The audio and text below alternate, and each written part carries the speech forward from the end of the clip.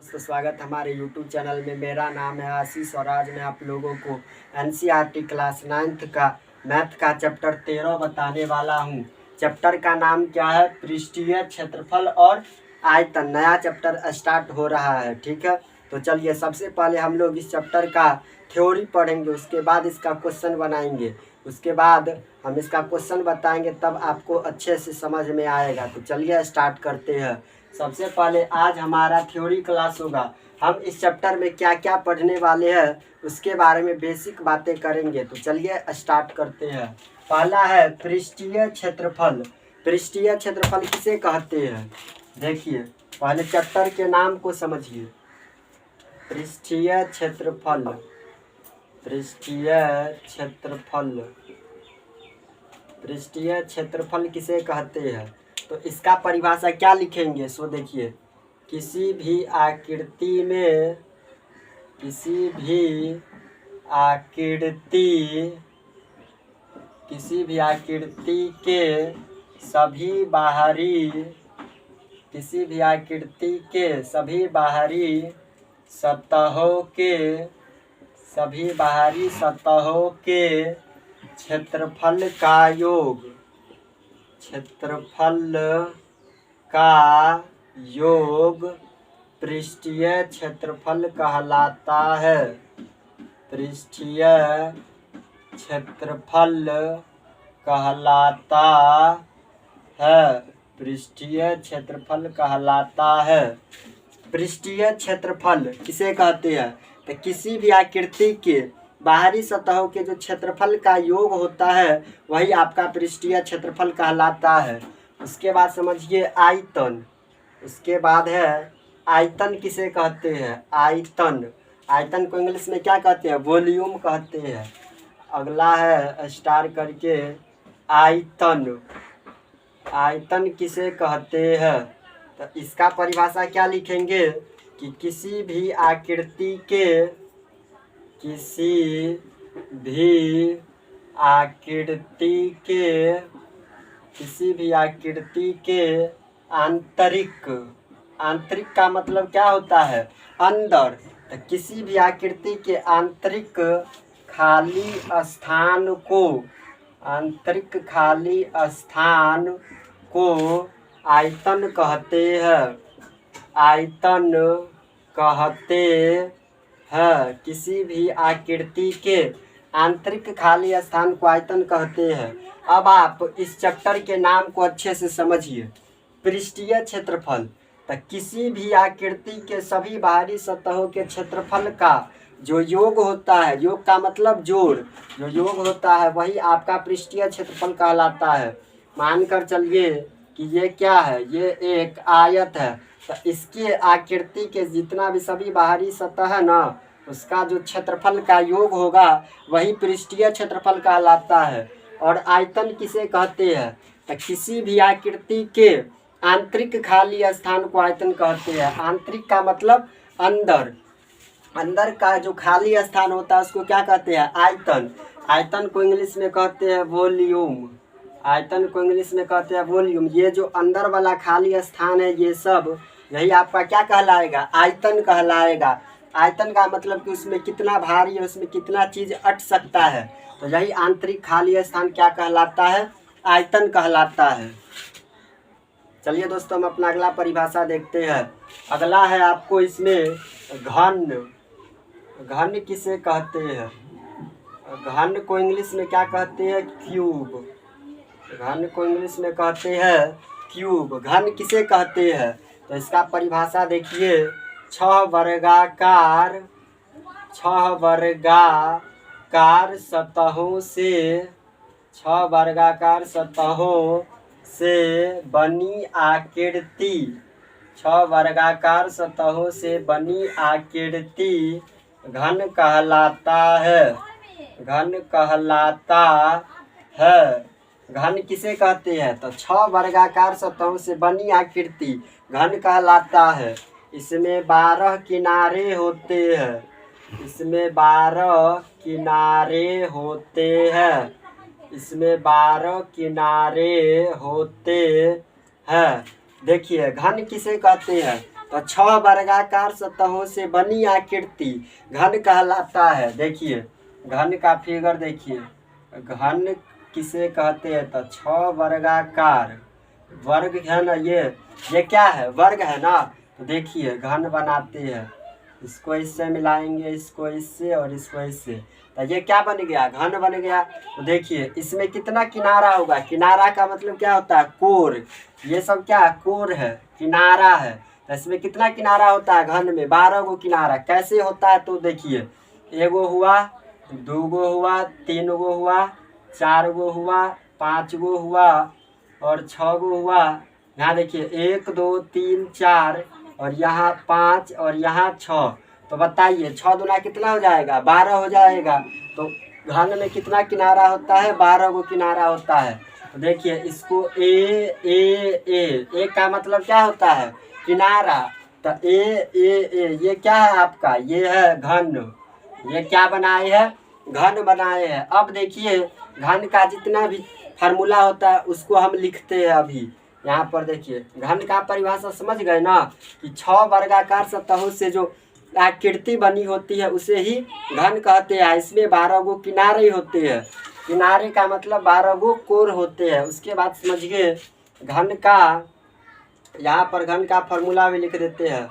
घन का कुल पृष्ठीय क्षेत्रफल, घन का कुल पृष्ठीय क्षेत्रफल, रोमन अंक में दूसरा, घन का पार्श्व पृष्ठीय क्षेत्रफल, घन का पार्श्व पृष्ठीय क्षेत्रफल।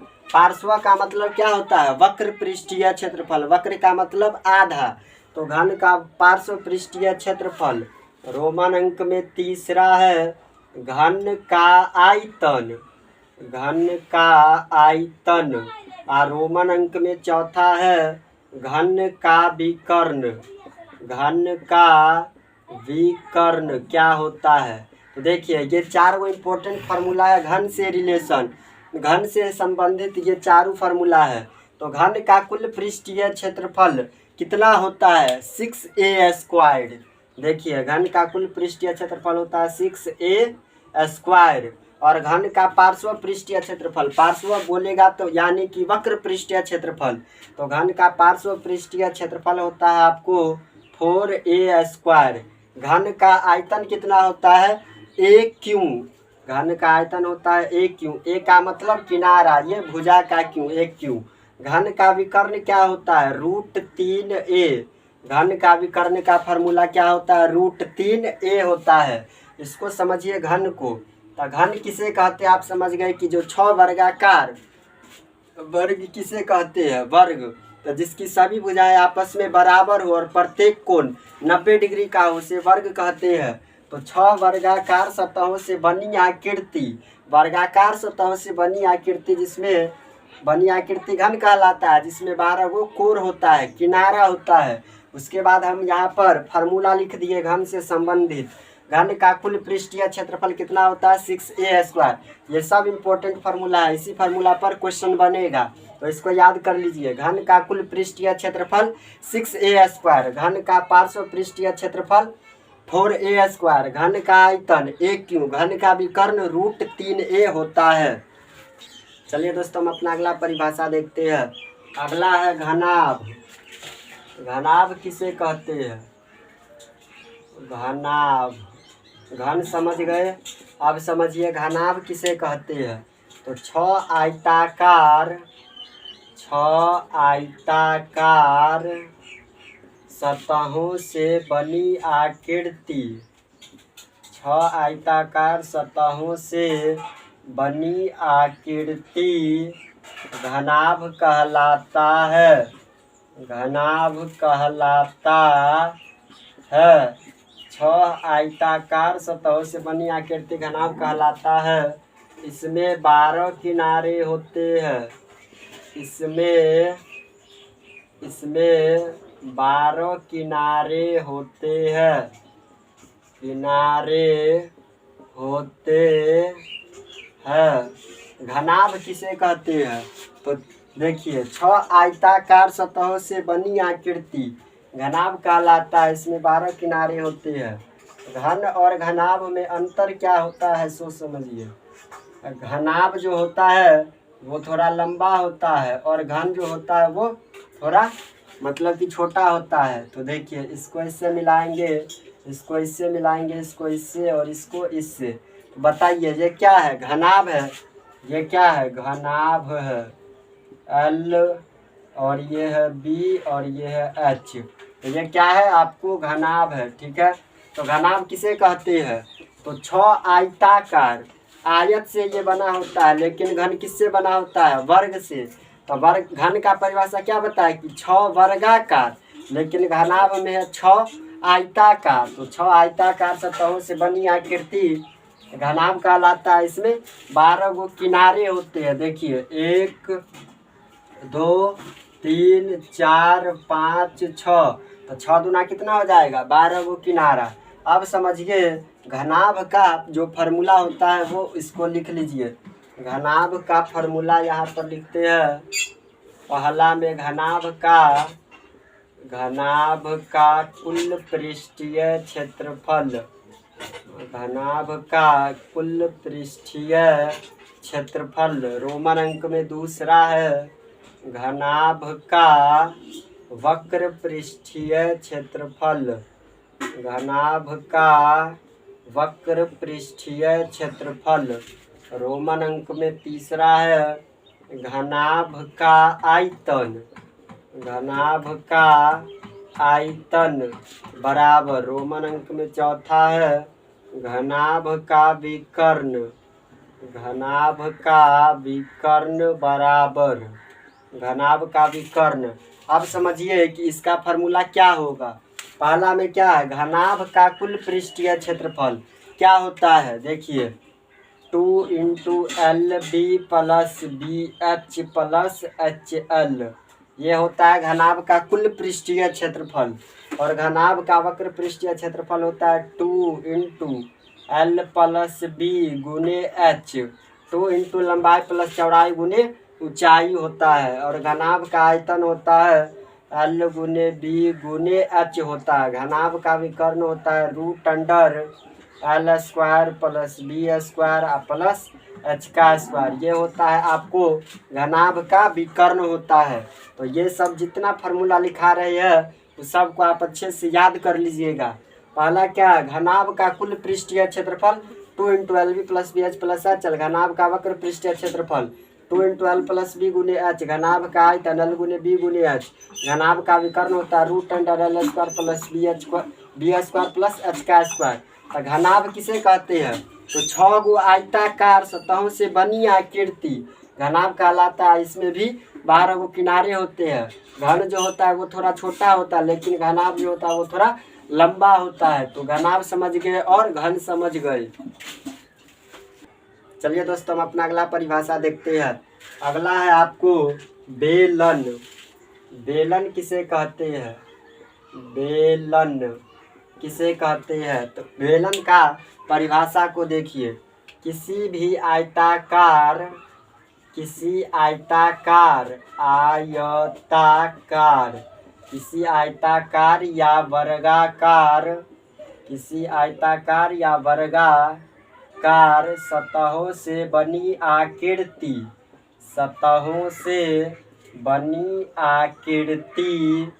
किसी आयताकार या वर्गाकार सतहों से बनी आकृति जिसके दोनों सिरा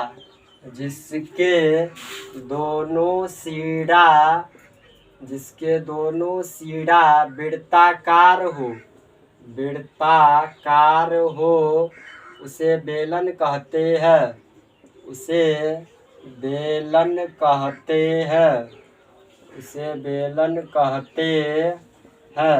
बेलन किसे कहते हैं? तो किसी आयताकार या वर्गाकार सतहों से बनी आकृति जिसके दोनों सिरा क्या हो? वृत्ताकार हो, इसे कहते हैं बेलन। देखिए बेलन का आकृति देखा जाए। देखिए ये क्या है? यहाँ पर बेलन का आकृति बना रही है। बेलन का आकृति देखिए, यही क्या है? ये आपका बेलन है। तो बेलन किसे कहते हैं? तो किसी आयताकार या वर्गाकार सतहों से बनी आकृति जिसके दोनों सिरा क्या हो? वृत्ताकार हो, ये क्या है? वृत्त है ना, ऐसे बना हुआ है ना वृत्त, ऐसे है, दोनों सिरा क्या है, वृत्ताकार है, तो इसे क्या कहेंगे, बेलन कहेंगे। यहाँ पर इसका नाम दे देते हैं बेलन, बेलन। और ये क्या होता है, ये होता है ऊंचाई, h होता है, और यहाँ पर क्या होता है, त्रिज्या, r होता है।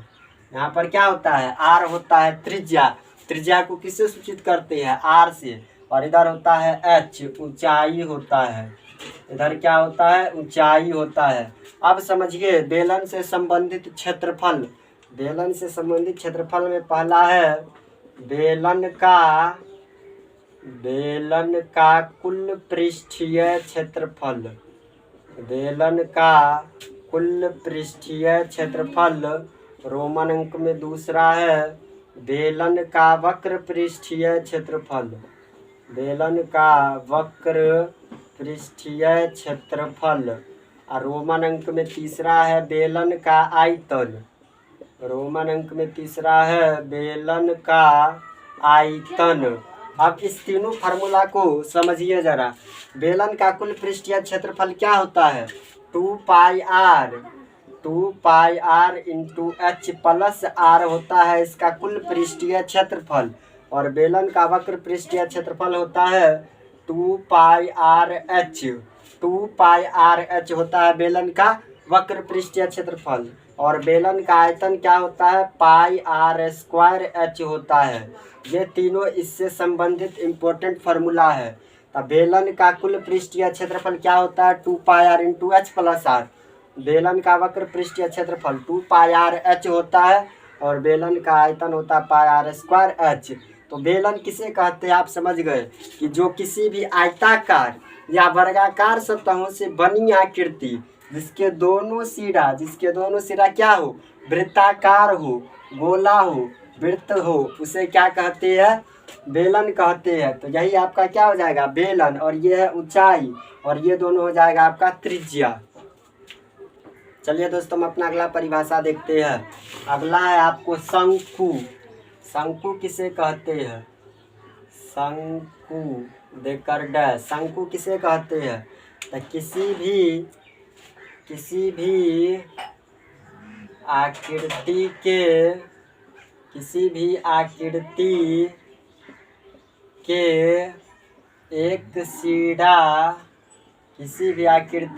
एक सिरा वृत्ताकार हो, एक सिरा वृत्ताकार हो, और दूसरा सिरा नुकीलाकार हो, और दूसरा सिरा नुकीलाकार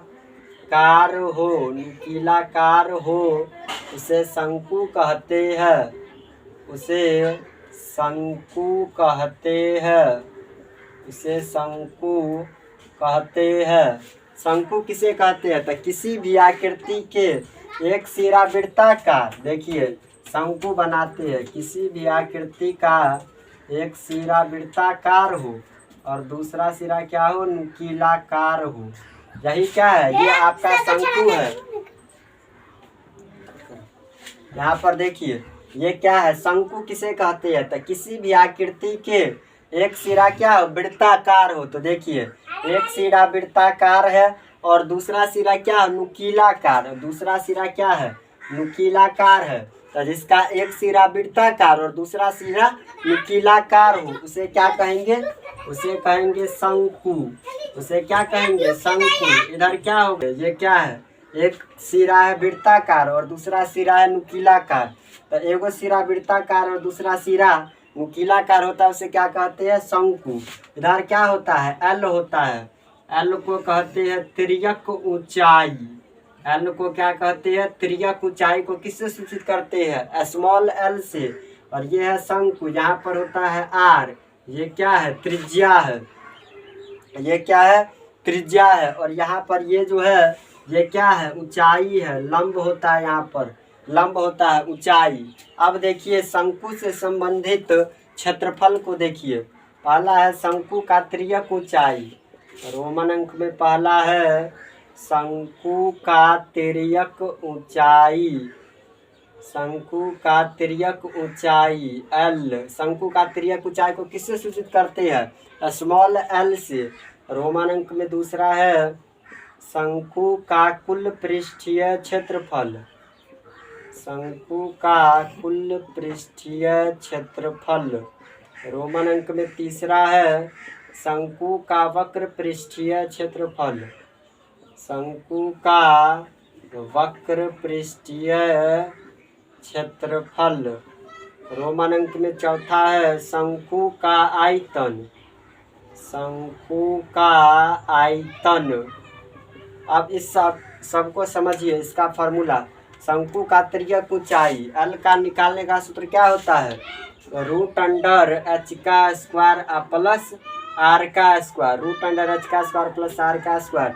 शंकु का कुल पृष्ठीय क्षेत्रफल होता है pi r into h, pi r into l plus r होता है, pi r into l plus r. शंकु का वक्र पृष्ठीय क्षेत्रफल पाई आर एल।